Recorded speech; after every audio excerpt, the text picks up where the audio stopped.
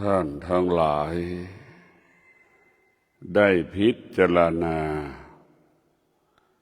การเป็นนักบวชการเป็นนักปฏิบัติกับชาวบ้านย่อมแตกต่างกันชาวบ้านกับการเป็นนักบวชมีวิถีการดำเนินชีวิตแต่ละวันก็ย่อมแตกต่างกันชาวบ้านกับนักบวชมีความคิดแตกต่างกันท่านทั้งหลายชาวบ้านจะแสวงหาแต่ความสุข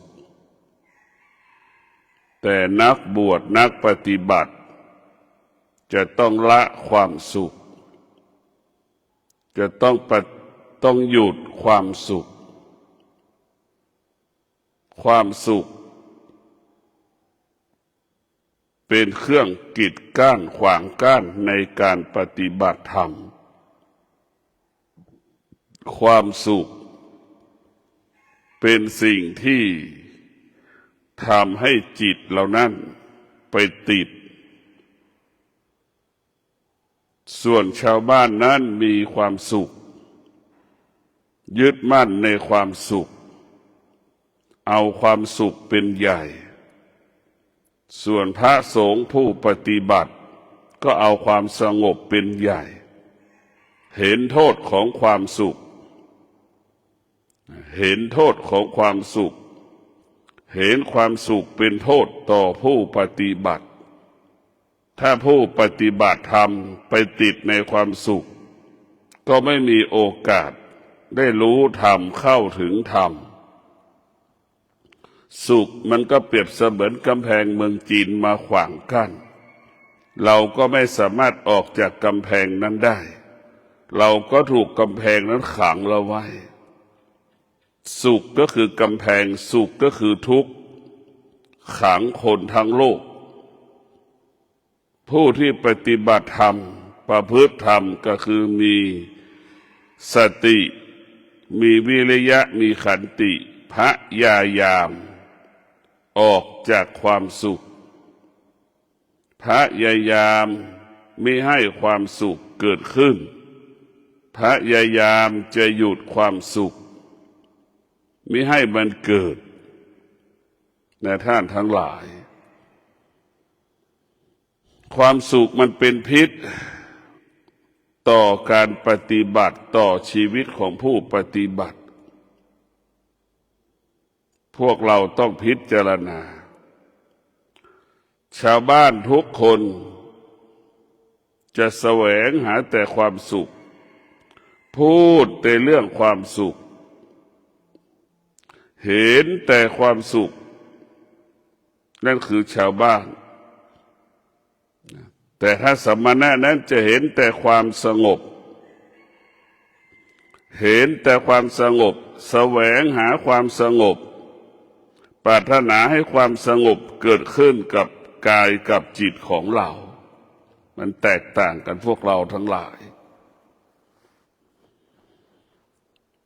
ธรรมะเหมือนกันเราก็เป็นมนุษย์เหมือนกันแต่แนวทางที่เราจะแสวงหาแตกต่างกันชาวบ้านจะแสวงหาความสุขผู้ปฏิบัติธรรมนักปฏิบัติธรรมพระปฏิบัติธรรมก็จะแสวงหาความสงบเบื้องต้นความสงบกับความสุขมันก็แตกต่างกันอีกความสงบเปรียบเสมือนเนื้อที่ไม่มีเกลือเนื้อย่างที่ไม่มีเกลือความสุขเปรียบเสมือนเนื้อย่างที่มันมีเกลือมันจะมีคำว่าความเค็มอยู่ในเกลือคนทั้งโลกก็ติดหลงไหลที่เนื้อที่มีเกลือนั่นแหละไปติดในสุขสุขเปรียบเสมือนเนื้อที่มีเกลือเนื้อย่างเนื้อที่มันย่างแล้วกินได้แล้วพร้อมกินนั่นแหละมีเกลืออยู่กับเนื้อย่างปราศจากเกลือมันจะจืดเพราะฉะนั้นพวกเราทั้งหลาย เราจะเป็นต้องพิจารณาเช่นตาของนักบวช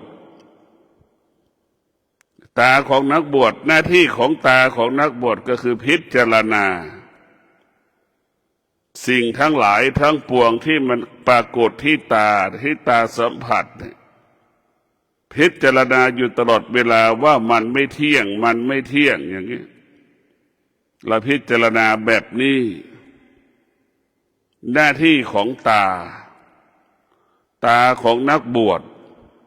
กับตาชาวบ้านก็คนละอย่างอีกนะมุมมองกันคนละมุมเพราะฉะนั้นว่าเรามาเป็นนักบวชเป็นนักปฏิบัติตาของนักปฏิบัติก็จะรู้ว่าจะทำยังไงให้ตาเราสงบเราจะต้องรู้ว่าหน้าที่ของตารู้จักตาเราจะต้องอ่านพระไตรปิฎกอย่างเงี้ยให้เห็นพระไตรปิฎกตาเราจะต้องพิจารณาทุกอย่างเป็นอสุภกรรมฐานตั้งแต่เส้นผมเราก็เห็นตาเราก็ไปดูคนตาของเราต้องพิจารณาตั้งแต่ทารกแรกเกิด1 วันเป็นเช่นไร2 วัน3 วัน1 เดือน2 เดือน3 เดือนเป็นเช่นไรทารกสภาพทารกแรกเกิด1 ปี2 ปี3 ปีนั่นคือเราพิจารณาตาเราเห็นรูปเราพิจารณาในรูปจนถึง16 17 18 19แล้วก็พิจารณาดูสภาพเป็นแบบไหนอย่างไรจนถึง40 30 60 80 90เป็นเช่นไรเราก็ดูพิจารณานี่แหละคือเราจะเห็นการเปลี่ยนแปลงตาจะเห็นการเปลี่ยนแปลงที่มันเกิดขึ้นในสิ่งเดียวกันมันเปลี่ยนแปลงตลอดเวลานี่เราจะต้องพิจารณาตาของเราต้องอยู่กับธรรมะตาของเราต้องพิจารณาธรรมะพิจารณากับธรรมชาติที่มันเปลี่ยนแปลงพระบอกว่าให้เรารู้จักตารู้จักหูตาของเรานั่นจะอ่านพระไตรแต่พระไตรปิฎกมันจะไม่อ่านอย่างอื่นหูของเราก็จะฟังธรรมหน้าที่ของหูนักปฏิบัติวันหนึ่งเราจะต้องฟังธรรมนี่แหละหูเราจะต้องฟังธรรมเสียงอื่นๆก็ไม่เอาเสียงแห่งธรรมเท่านั้นเราจะเอาเสียงแห่งธรรมเนี่ยคือนักปฏิบัติจะต้องรู้จักหูของนักปฏิบัติถ้าปฏิบัติได้อย่างที่พูดว่าจะต้องฟังเสียงแห่งธรรมเท่านั้นนักปฏิบัติธรรมก็จะมีโอกาสเข้าถึงธรรมได้ง่ายจมูกเราก็ต้องรู้จักกลิ่นให้เรารู้จักคำว่าจมูกรู้จักกลิ่นเราจะไม่หลงในกลิ่นเราจะไม่ยึดมั่นในกลิ่นหน้าที่ของจมูกของนักปฏิบัติจะไม่หลงในกลิ่นอาหารนั้นๆจะไม่ยึดติดในกลิ่นอาหารนั้นๆแต่นี่แหละคือนักบวชจะต้องพิจารณาแบบนี้รู้จักจมูกสัมผัสกับกลิ่นหน้าที่ของนักบวชรู้จักคำว่าจมูกรู้จักลิ้นลิ้นของมันก็คือชิมรสชิมอาหารเราก็ไม่ให้ลิ้นไปติดในรสชาติอาหารรู้จักหูรู้จักตารู้จักจมูกรู้จักลิ้นเราก็ไม่ให้ลิ้นไปติดในสิ่งที่มันพอใจไม่พอใจชอบใจไม่ชอบใจเราจะไม่ให้มันติดเราจะต้องพิจารณากายของเราก็เช่นเดียวกันเราต้องรู้จักกายเราจะไม่หลงกายไม่ยึดติดในกายของตนเองไม่ยึดติดในกายของบุคคลอื่นๆในหัวใจของผู้ปฏิบัติธรรมรู้จักหูรู้จักตารู้จักจมูกรู้จักลิ้นรู้จักกายของเรามันเกิดความเสื่อมทุกวันนั่งก็โอยลุกก็โอยนั่งก็ยากลุกก็ยากนั่นแหละคือความเสื่อมมันปรากฏในพวกเราทั้งหลาย ในความเสื่อมมันปรากฏเป็นเช่นนั้นเป็นแบบนั้นเราต้องพิจารณาภิกษุทั้งหลายนักบวชทั้งหลายต้องรู้จักตาหูจมูกลิ้นกายใจเราจะไม่รู้ไม่ได้เราต้องรู้หน้าที่ของมันสิ่งที่ตามันรู้สัมผัสก็คือคำว่าไม่เที่ยงหูรู้สัมผัสกับเสียงที่มันปรากฏก็มันไม่เที่ยงจมูกสัมผัสกับกลิ่นจะชอบใจไม่ชอบใจก็รู้ว่ามันไม่เที่ยงให้เราเข้าใจสิ่งที่เรารู้ว่ามันไม่เที่ยง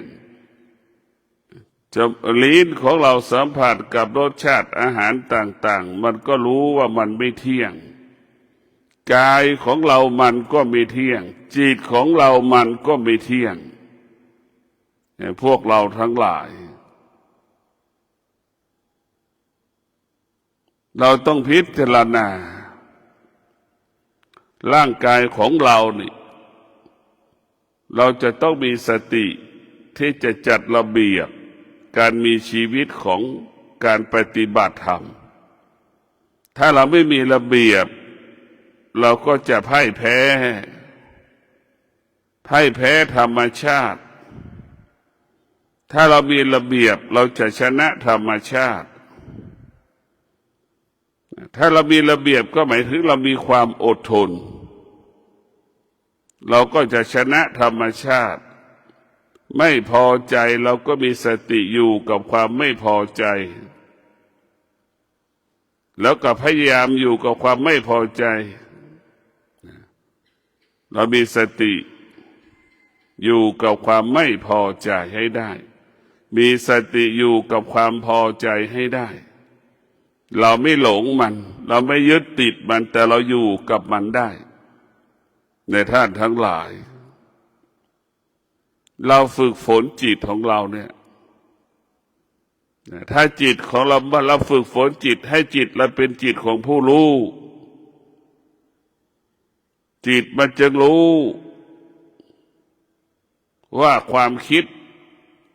เป็นเหตุให้เกิดความสุขความทุกข์หรือความทุกข์ความสุขเกิดจากความคิดมันจะรู้จิตที่ไม่ได้ฝึก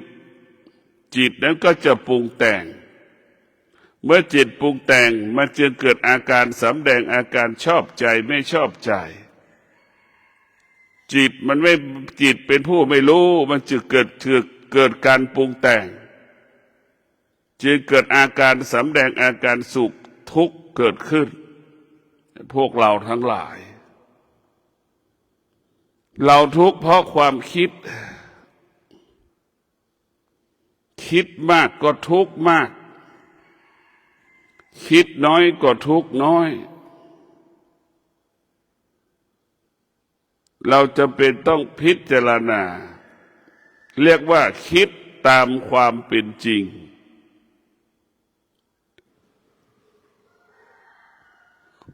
เราไม่ให้มันคิดเป็นไปไม่ได้แต่เรามีสติควบคุมความคิดได้เรามีสติควบคุมมันเราจะมีสติสัจจะวิริยะขันติไปควบคุมไม่ให้จิตเราไปคิดมากกว่าเก่าเรารู้ว่าจิตมันจะคิดมากเราก็เดินเนี่ยลุกเดินถึงมันจะคิดมันก็ไม่ละเอียดเพราะการเดินนั่นคือเป็นการทำลายความคิดไม่ให้ความคิดเข้าไปยึดติดแน่นเพราะฉะนั้นพวกเราทั้งหลายต้องมีสติหยุดความคิดถ้าหยุดความคิดได้ก็คือหยุดความสุขหยุดความคิดได้คือก็หยุดความทุกข์ดับความคิดได้ก็ดับความทุกข์ดับความคิดได้ก็ดับความสุขสุขทุกข์มันอยู่ที่จิตทั้งสิ้นพอใจไม่พอใจมันอยู่ที่จิตทั้งสิ้นอยู่ที่จิตทั้งสิ้นแต่ท่านทั้งหลาย ทุกอย่างมันอยู่ที่จิตผู้ที่ไม่ปฏิบัติธรรมก็จะไปแสวงหาความสงบนอกกายตัวเองไปแสวงหาธรรมจากนอกกายตัวเองผู้ที่ปฏิบัติธรรมก็จะแสวงหาธรรมที่เกิดขึ้นในอายตนะนั่นแหละแสวงหาธรรมที่มันเกิดขึ้นกับที่กายของเรานั่นแหละร่างกายของเรานี่แหละเป็นต้นเหตุของธรรมะเป็นเหตุให้เกิดธรรมะเห็นกายเห็นจิตเห็นจิตเห็นกายเห็นกายเห็นจิตคือเห็นธรรมเข้าถึงกายเข้าถึงจิตเข้าถึงธรรมเพราะร่างกายของเรามันเป็นต้นกำเนิดของธรรมะสติอยู่ที่ไหนสติมันก็อยู่ในร่างกายของเรา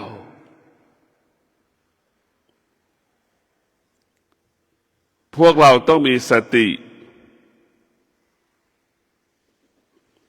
ฝึกฝนจิตให้จิตของเรานั้นเป็นจิตของผู้รู้เมื่อจิตของเราเป็นจิตของผู้รู้จิตนั้นจะไม่ปรุงแต่งเวลาตาเห็นรูปก็ไม่ปรุงแต่งหูได้ยินเสียงก็ไม่ปรุงแต่งจมูกสัมผัสกับกลิ่นก็ไม่ปรุงแต่งจิตของผู้รู้จะไม่ปรุงแต่งเมื่อลิ้นสัมผัสกับรสชาติอาหารผลไม้ก็ดีไม่ปรุงแต่งกายสัมผัสของแข็งของร้อนก็ไม่ปรุงแต่งแต่พวกเราทั้งหลายพวกเราต้องมีสติพิจารณาชีวิตของเรามันไม่มีอะไรมันมีแต่ความเสื่อมพวกเราทั้งหลายร่างกายของเราเป็นของเน่าของเหม็นมีแต่น้ำมันเต็มไปหมดมีแต่สิ่งสกปรกเต็มไปหมดร่างกายของเรามันไม่มีอะไรเลยเราก็เห็นเนี่ยคนทารกแรกเกิดกับคนใกล้ตายมันไม่แตกต่างกันเลยพวกเราทั้งหลายอยู่สภาพเดียวกันทารกแรกเกิดกับคนใกล้ตายไม่แตกต่างกันเลยดูในสภาพไม่รู้เหมือนกันตายเราก็ไม่รู้จะเกิดมาเราก็ไม่รู้เห็นไหมเวลาจะตายหิวก็ไม่รู้เด็กทารกแรกเกิดมาหิวก็ไม่รู้เห็นไหมมันไม่รู้เลยสุดท้ายนะเกิดก็เป็นอย่างเช่นที่เราตายเราตายก็เป็นอย่างเช่นที่เราเกิดแต่ผู้ที่ปฏิบัติธรรมสภาวะจิตของผู้ปฏิบัติธรรมนั้นจะเป็นผู้รู้สึกตัวตลอดเวลาว่าจะตายรู้ว่ามันจะตายอยู่ในความตายมีสติอยู่กับความตายหากผู้ที่ไม่ได้ปฏิบัติธรรมจะตายก็ไม่รู้เมื่อมันไม่รู้นี่จิตตัวนั้นไม่รู้เวลาตายไปแล้วจิตนั้นจะไปจุติที่ไหนมันไม่รู้ล่ะมันก็เหมือน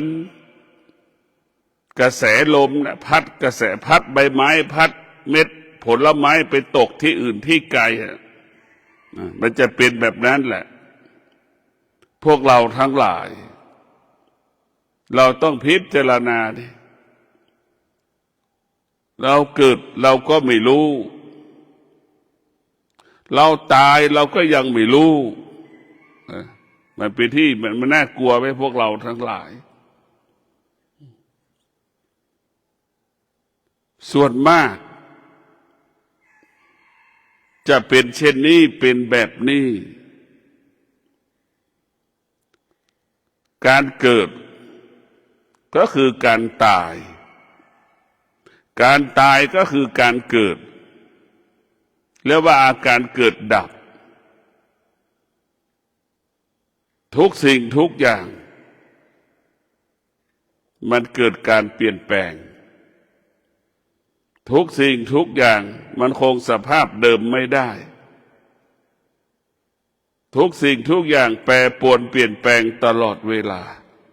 แม้กระทั่งเรานั่งสมาธิขนาดนี้ร่างกายเราก็เกิดอาการแปรปรวนเปลี่ยนแปลงขยับตัวก็โอยจะลุกก็โอยจะนั่งก็โอยลุกก็ยากนั่งก็ยากมันรู้สึกว่ามันเจ็บมันปวดมันทุกข์มันทรมานมันลำบากไปหมดนี่ท่านทั้งหลายชีวิตของเรานะชีวิตของเราอยู่ภายใต้อนิจจังทุกขังอนัตตาเรามาฝึกจิตมาฝึกฝนจิตให้จิตเราเป็นจิตผู้รู้ให้จิตเราเป็นจิตผู้รู้ก็ให้เรารู้เรื่องอนิจจังทุกขังอนัตตาเส้นผมเราก็เป็นอนิจจังทุกขังอนัตตาหนังศีรษะเราก็เป็นอนิจจังทุกขังอนัตตาคิ้วของเราก็เป็นอนิจจังทุกขังอนัตตาลูกกระตาเราก็เป็นอนิจจังทุกขังอนัตตาหูของเราก็เป็นอนิจจังทุกขังอนัตตาจมูกของเราก็เป็นอนิจจังทุกขังอนัตตาลิ้นของเราก็ตกอยู่ใต้อำนาจอนิจจังทุกขังอนัตตากายของเราก็เป็นเช่นนั้นจิตของเราก็เป็นเช่นนั้นคือมันไม่เที่ยงทั้งสิ้นเมื่อเรารู้เราก็ต้องอยู่เหนือสิ่งที่เรารู้ว่าเป็นม้าเราก็จะเป็นรู้อีกตัวนึงก็คือธรรมะเหมือนคนขี่หลังม้าเรียกว่าจ็อกกี้นั่นแหละธรรมะคือสติเป็นผู้กำกับม้าเปรียบเสมือนกายจิตควบคุมกายม้าเปรียบเสมือนกายของเราจ็อกกี้เปรียบเสมือนจิตของเราถ้าเราฝึกฝนจิตเราจะควบคุมกายเวลากายมันเจ็บมันป่วยมันปวดมันทุกข์มันทรมานมันลำบากจิตก็จะควบคุมรู้ว่ามันไม่เที่ยงอารมณ์ของเราพอใจไม่ชอบใจเมื่อมันปรากฏเราก็รู้อีกว่ามันไม่เที่ยงว่ามันไม่เที่ยงเรารู้อีกว่ามันไม่เที่ยงพวกเราทั้งหลายชีวิตของเรามันต้องประกอบไปด้วยธรรมของธรรมะก็คือความสงบความสงบเป็นอาหารของจิตความสงบเป็นอาหารของจิตความสงบเป็นอาหารของกายของเรามันก็ต้องการความสงบไม่ใช่จิตมันต้องการความสงบกายของเราก็ต้องการความสงบจิตของเราก็ต้องการความสงบทั้งกายทั้งจิตนี่มันปรารถนาให้สงบตลอดเวลาเพราะฉะนั้นความสงบจึงเป็นอาหารของกายของจิตเราจะต้องสร้างอาหารมอบอาหารที่มีคุณภาพให้กับกายตนเองให้กับจิตตนเองทุกวันนี้จิตมันกินแต่ความคิดเป็นอาหารที่ไม่มีคุณค่าทางอาหารความคิดเป็นอาหารคุณไม่มีคุณค่าส่วนความสงบเป็นอาหารที่มีคุณค่ามากด้วยโภชนาการมากด้วยโภชนาการเพราะฉะนั้นเราต้องสร้างความสงบมอบความสงบให้กับกายกับจิตของเราเมื่อกายกับจิตของเราได้รับความสงบทุกวันกายกับจิตก็แข็งแรงสมบูรณ์เหมือนต้นไม้ที่เราปลูกได้รับดินน้ำปุ๋ยก็สมบูรณ์ น้ำก็สมบูรณ์ดินก็สมบูรณ์ต้นไม้ก็เติบใหญ่กิ่งก้านสาขาก็เติบใหญ่ใบก็เขียวชอุ่มใบโตใบใหญ่ออกดอกออกผลดกนั่นแหละคือจิตของเราก็เป็นเช่นนั้นความสงบนี่แหละเป็นอาหารของจิตที่เลิศที่ประเสริฐความสงบนี่แหละเป็นอาหารของกายเราจะสังเกตว่ากายสงบจิตสงบมันจะมีพลังมีพลังและมีอานุภาพมากพวกเราต้องพิจารณาส่วนความสุขนั้นมันทำให้เราไปหลงดังชาวบ้านนะมันหลงตลอดความสุขคือความหลงดังชาวบ้านก็ไปหลงอะไรหลงสามีตัวเองหลงภรรยาตัวเองปู่ย่าตายายก็หลงหลานตัวเองนี่คือไปหลงกันหมดเรียกว่าไปหลงสุขคือตัวหลงแล้วเข้าไปยึดติดดังที่ได้กล่าวว่าลูกหลานกลายเป็นกาวปู่ย่าก็กลายเป็นหนูติดกาวเห็นไหมไปหลงในหลานไปหลงในหลานไปติดในหลานหลานไม่โทรศัพท์มาหาก็ออกอาการหลานไม่มาเยี่ยมก็เกิดอาการนั่นแหละคือหลานก็กลายเป็นกาวดักหนูปู่ย่าตายายก็กลายเป็นหนูติดกาวมันเป็นทุกข์พวกเราทุกคนเราต้องฝึกฝนวันหนึ่งเราก็จะเป็นตาเป็นยายเราต้องฝึกฝนวิธรรมะก่อนถ้าเรามีธรรมะแล้วเราแก่ด้วยธรรมเนี่ยเราจะพึ่งพาตนเองอาศัยตนเองเราจะไม่อาศัยสิ่งอื่นๆเลยพวกเราทั้งหลายมันจะแตกต่างแก่ที่มีธรรมะกับแก่ไม่มีธรรมะแตกต่างกันคนแก่ที่มีธรรมะก็จะแสวงหาธรรมะแสวงหาความสงบแสวงหาความสงบเท่านั้นคนแก่ที่ไม่มีธรรมะจะแสวงหาความสุขเท่านั้นคนแก่ที่มีธรรมะก็จะพูดเรื่องธรรมะเท่านั้นปากจะพูดเรื่องธรรมะตลอดเรื่องความชั่วความดีตลอดไอ้คนแก่ที่ไม่มีธรรมะพูดเรื่องแต่ความสุขความทุกข์พูดเรื่องความสุขความทุกข์ความสุขแสวงหาความสุขแก่แล้วขาดปัญญากับแก่แล้วมีปัญญามันย่อมแตกต่างกันแก่แล้วมีปัญญากับพยายามจะออกจากความทุกข์แก่แล้วขาดปัญญาดิ้นรนเข้าหาความทุกข์จะไปติดกับดักความทุกข์พวกเราทั้งหลายโปรดพิจารณาว่าชีวิตของเรามันไม่เที่ยงชีวิตของเรามันไม่เที่ยงมันไม่มีอะไรที่จะให้เรานั้นมีแต่ธรรมะเท่านั้นจะทำให้เรามั่นคงโดยเฉพาะหัวใจผู้ปฏิบัติธรรมเนี่ยจะต้องมีสติให้มากที่สุดหัวใจผู้ปฏิบัติธรรมจะมีสติใช้สติเนี่ยเราจะไม่ใช้ความคิดถ้าเราใช้ความคิดเมื่อไหร่มาเกิดอาการน้อยใจไม่สบายใจโมโหหงุดหงิดอึดอัดแต่ถ้าเรามีสติเราก็จะในตัวสติก็คือตัวรู้ทุกอย่างว่ามันไม่เที่ยงรู้ทุกอย่างว่ามันไม่เที่ยงเมื่อมันรู้แล้วมันจะไม่ตอบสนองเขาว่าไม่เที่ยงถึงมันจะรู้สึกโมโหมันก็จะโมโหระยะสั้นๆระยะหนึ่งเดี๋ยวมันก็หายไปถ้าเป็นความคิดโมโหทั้งวันมันยังไม่หายไม่พอใจ2 วันมันยังไม่หายเพราะฉะนั้นเราจะรู้ว่าธรรมชาติของความคิดกับธรรมชาติของความสงบมันแตกต่างกันพวกเราทั้งหลายต้องฝึกจิตให้จิตเราสงบความสงบรู้ไม่ใช่สงบเฉยๆสงบรู้เหมือนเด็กมัธยมอ่านชื่อประเทศไทยได้หมด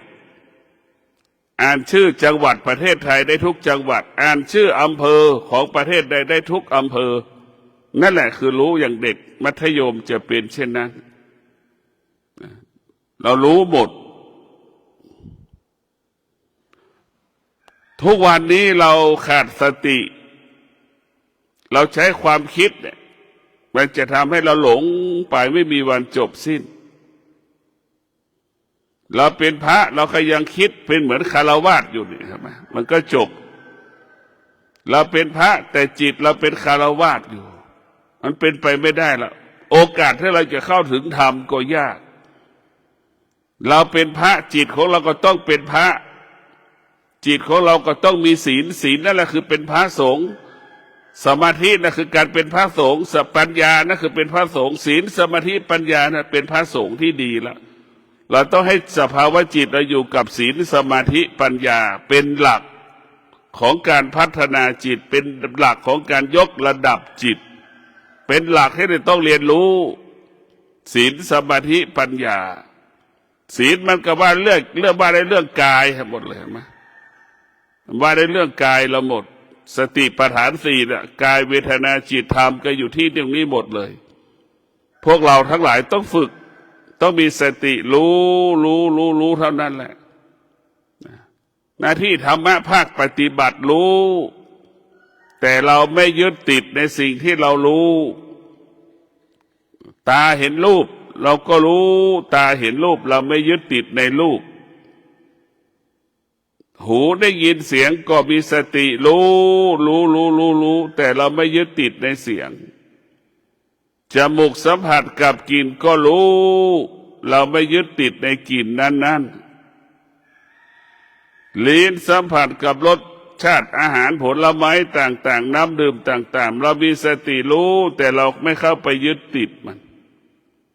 รู้เฉยๆกายของเราสัมผัสกับของแข็งของอ่อนเราก็รู้ให้เรารู้แล้วก็ให้เราอยู่เหนือรู้หมดทั้งสิ้นรู้อยู่เหนือรู้แล้วก็ละสิ่งที่รู้โมโหก็ไม่เกิดหงุดหงิดก็ไม่เกิดไม่พอใจก็ไม่เกิดเราต้องมีสติเรามีสติเช่นวันนี้เราจะมีสติบำเพ็ญสัจจะงดกินข้าว1 มื้ออย่างเงี้ยเรามีสติงดกินข้าว1 มื้อเลยทั้งวันวันนี้ทั้งวันเราจะไม่กินข้าวกินแต่น้ำดื่มกินแต่น้ำดื่มกินแต่ผลไม้อย่างเงี้ยบางคนผลไม้ก็ไม่เอาแต่น้ำดื่มนี่แหละคือเรามีสติที่จะฝึกฝนจิตเราฝึกฝนกายเรานี่เรามีสติทำทุกวันวันนี้มีสติอยู่ที่หูเอาสติไว้ที่หูจะไม่ให้หูนั้นได้ยินเสียงและไม่ให้หูนั้นเกิดอาการไม่พอใจเราจะมีสติเราจะไม่ให้หูนั้นเกิดอาการคำว่าไม่พอใจกับคำว่าพอใจเกิดขึ้นที่หูเราจะมีสติอยู่เหนือเสียงที่หูมันรับรู้เรื่องเสียงเนี่ยเราจะรับรู้มีสติอยู่เหนือมันแต่ทุกครั้งหูมันได้สัมผัสกับเสียงมันเกิดอาการชอบใจไม่ชอบใจเนี่ยเรามีสติบำเพ็ญสัจจะหูสัมผัสกับเสียงไม่ให้เกิดอาการไม่ให้มันเกิดอาการชอบใจไม่ชอบใจในเสียงนั้นนี่แหละคือเรามีสติบำเพ็ญสัจจะตาเห็นรูป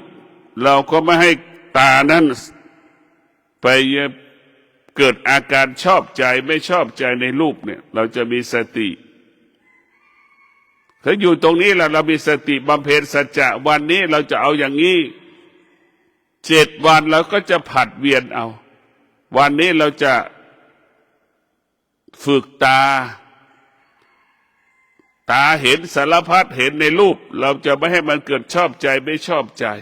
เราจะเอาสติไปควบคุมตาชอบใจไม่ให้เกิดไม่ชอบใจก็ไม่ให้เกิดเราจะให้ตาอยู่เหนือสิ่งที่ตารู้นี่คือเรามีสติ1 วันจะเป็นอย่างนี้ต่อไปก็เอาหูอีกไม่ให้หูไปยึดติดในเสียงอีก1 วันชอบใจไม่ชอบใจก็ไม่ให้มันเกิดก็ให้เราหูเราอยู่ในเสียงอยู่ในสิ่งที่เสียเราสัมผัสกับเสียงเนี่ยคือเราฝึกแบบนี้แหละ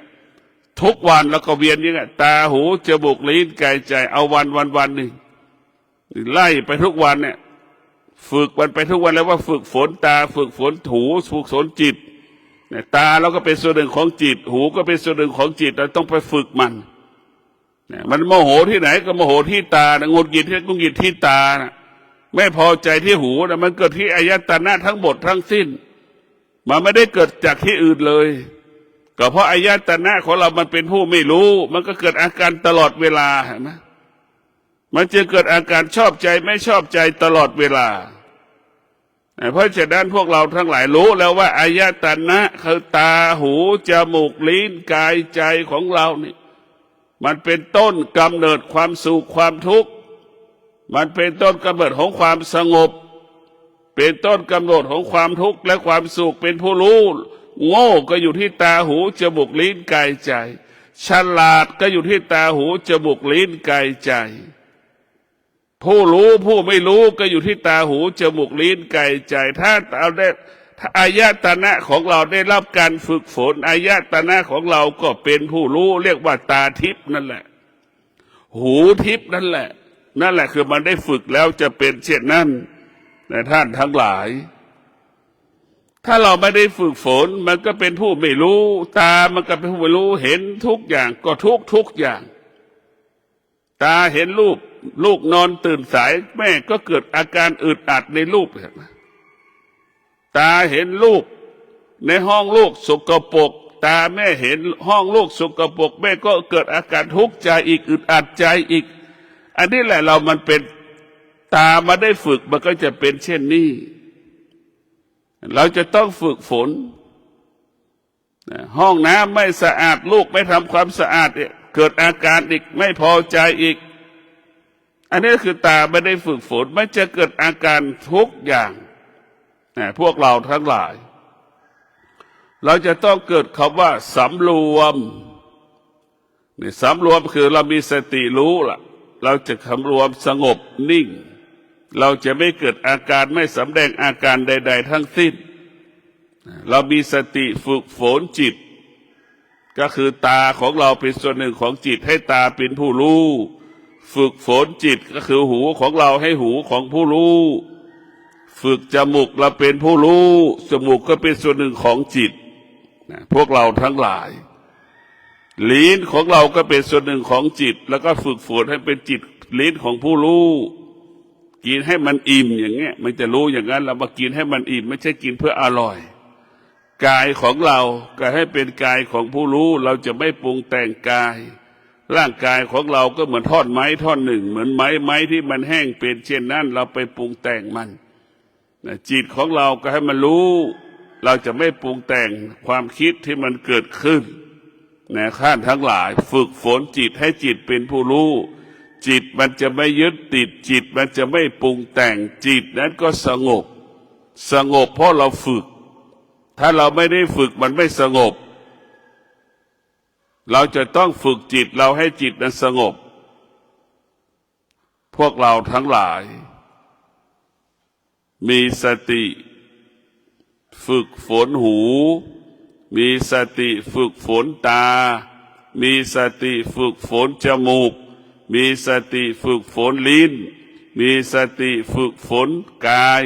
มีสติฝึกฝนจิตเพื่อให้จิตเป็นผู้รู้เมื่อจิตเป็นผู้รู้จิตก็อยู่เหนือสิ่งที่จิตรู้